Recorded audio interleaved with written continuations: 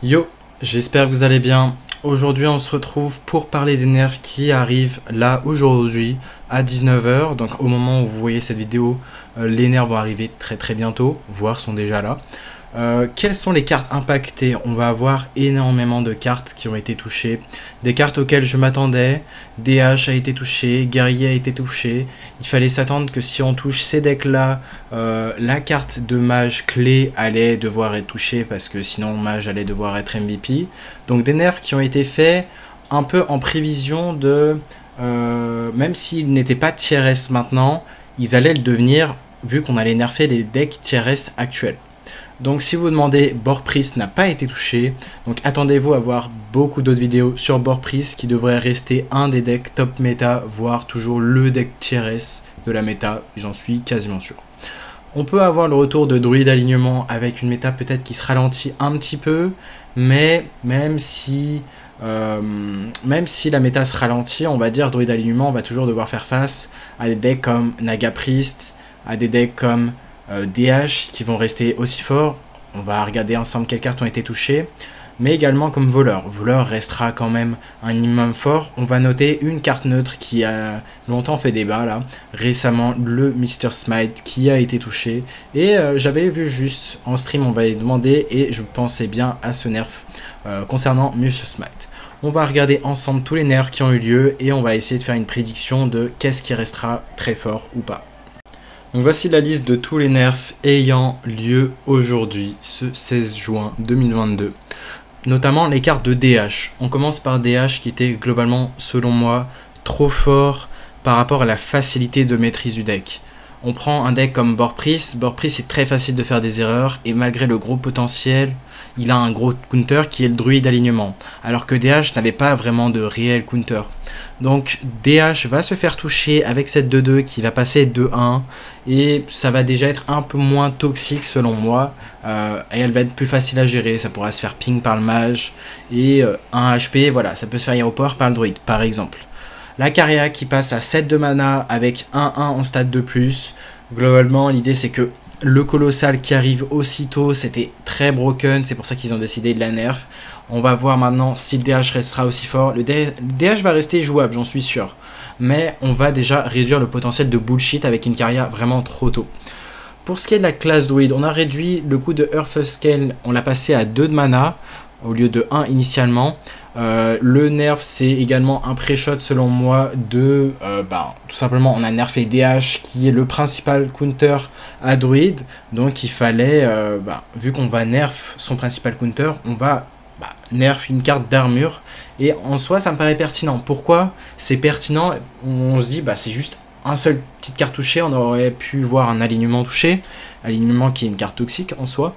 Mais la pertinence de ce nerf, c'est sur Ivus, sur Onyxia. Vous n'allez pas voir de Onyxia Innervate Earthenscale qui vous fait comeback contre des decks aggro, alors que normalement, s'il y a un gros board de pression qui arrive, tu veux pas qu'il y ait aussi de l'armure, parce que sinon c'est juste too much. Donc voilà pourquoi ils ont touché la carte et en quoi ça a été pertinent. From the Depths, il fallait s'y attendre. La carte aurait dû déjà coûter 4 depuis un moment. Le fait de pouvoir la découvrir sur School Teacher, c'était très toxique. Et maintenant, ça sera plus possible. En parlant de School Teacher, elle va être touchée et elle passe de 5-4 à 4-3 de stats. La question c'est, est-ce qu'on voudra encore jouer la carte? Peut-être moins en DH vu que les stats sont vraiment bien diminués. Il faut dire que les stats de cette carte étaient insane, elle était jouée de partout. Donc je vais être curieux de voir si la carte restera jouable dans de multiples decks. Dans des versions tempo, peut-être un peu moins, mais guerrier qui est un peu plus lent, à voir.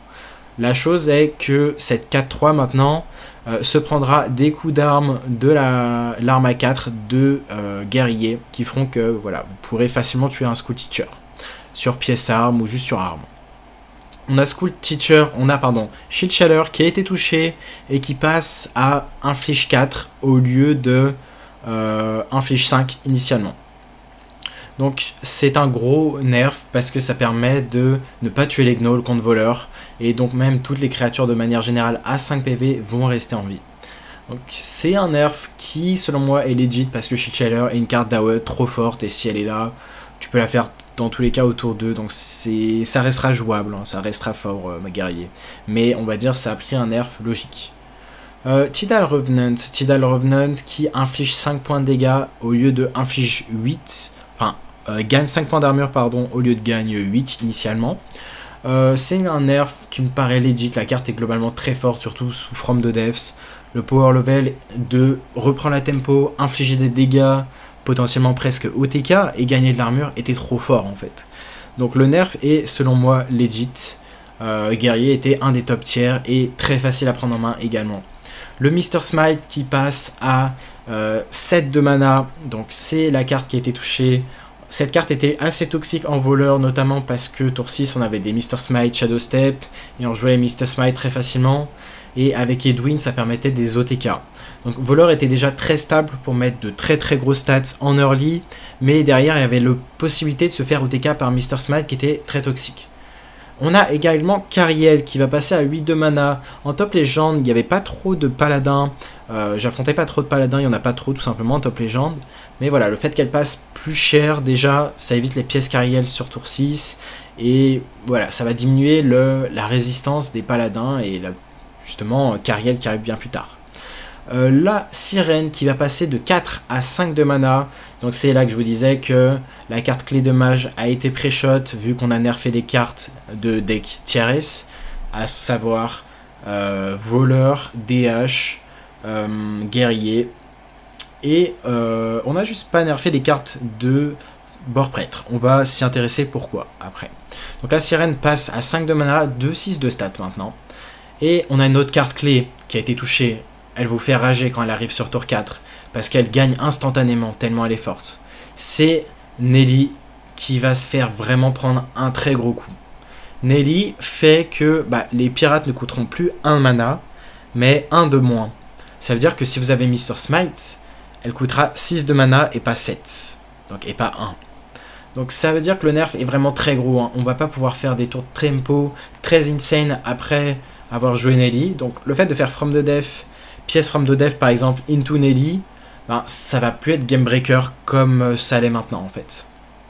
Donc globalement, le nerf me paraît legit dans la mesure où le deck était trop fort en termes de power level. Mais voilà, on va vraiment diminuer du power level, c'est-à-dire que aggro et les decks aggro vont pouvoir faire face très facilement à une Nelly. Donc là, on va même se demander est-ce que c'est pertinemment de jouer la Nelly encore? Je pense que oui, parce que globalement le body est très bon et ça donne de la value en soi. Mais voilà, le power level de guerrier se fait vraiment bien toucher parce que le deck était très présent à tous les Hello, tout simplement. Et le Gnoll enfin va passer de 4-5 à 3-5, ça me paraît legit parce que 4-5 c'est énormément de dégâts que tu prends en early, donc les stats étaient juste trop en fait, tu prends trop de dégâts.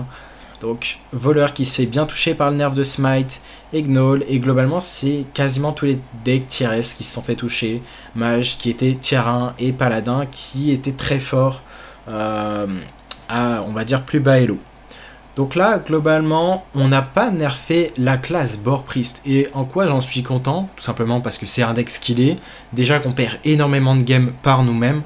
Et le deck nécessite un très gros temps d'apprentissage. Donc justement ça reward le temps d'apprentissage que tu investis dans le jeu. Et c'est un petit peu comme de l'amour que tu investis dans le jeu. Beaucoup ne vont pas investir ce temps parce qu'ils n'aiment tout simplement pas forcément autant l'archétype, ou juste parce qu'ils n'ont pas autant de temps à investir dans le jeu. Donc voilà, ils n'aiment pas assez le jeu pour ça. Mais en l'occurrence pour moi, grand passionné, je suis très content que Bord Priest n'a pas été touché. Ça veut dire que Bord Priest restera sûrement le meilleur deck actuellement, mais à top elo. C'est-à-dire qu'il y aura vraiment une poignée de joueurs qui vont vraiment être très bons dessus. Et on va dire que c'est pour ça que le deck ne nécessite pas de nerf pour l'instant, à voir après quelques semaines de cette extension, après justement ces nerfs qui ont lieu maintenant. Donc voilà. Le Bord Priest qui n'est pas touché va être cool, hein. Du coup moi je vais le spammer, déjà je le spam beaucoup en stream. J'ai fait une série d'ailleurs de 20 victoires d'affilée, je vous présenterai une vidéo sur le Bord Priest et sur plein de match-up, comment gagner différents match-up. Donc certes, il y aura certaines games qui ne seront pas d'actualité vu qu'il y a les nerfs qui arrivent, mais c'est des très belles games qui vous montrent un petit peu comment jouer. Donc voilà. Sur ce, on va s'arrêter là pour l'analyse de ces nerfs. On sait globalement que voilà, toutes les cartes clés ont été touchées, quels decks ont été touchés.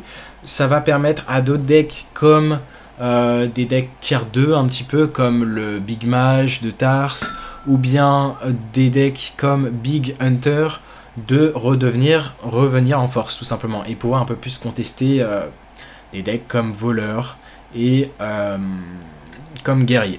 Tout simplement. Et également comme DH, parce qu'une de 1, ça se fait tuer sur une arme à 1 mana de chasseur, par exemple, et un ping de mage. Donc là, déjà, on a 2 classes qui devraient revenir en force, et même druide qui peut lire au power. Voilà, sur ce, j'espère que cette vidéo d'analyse des nerfs vous aura plu. Donc, pour rappel, ils sont actifs aujourd'hui à 19 h. Et si vous voulez voir du gameplay, je jouerai demain des Open Cup et du ladder, donc n'hésitez pas à passer sur mon stream d'ici à ce que je fasse des vidéos sur board priest et des decks qui me paraissent devenir à nouveau proche du tier 1 voire tier S grâce à ces nerfs. Sur ce, je vous dis à très bientôt pour une nouvelle vidéo. Tchuss.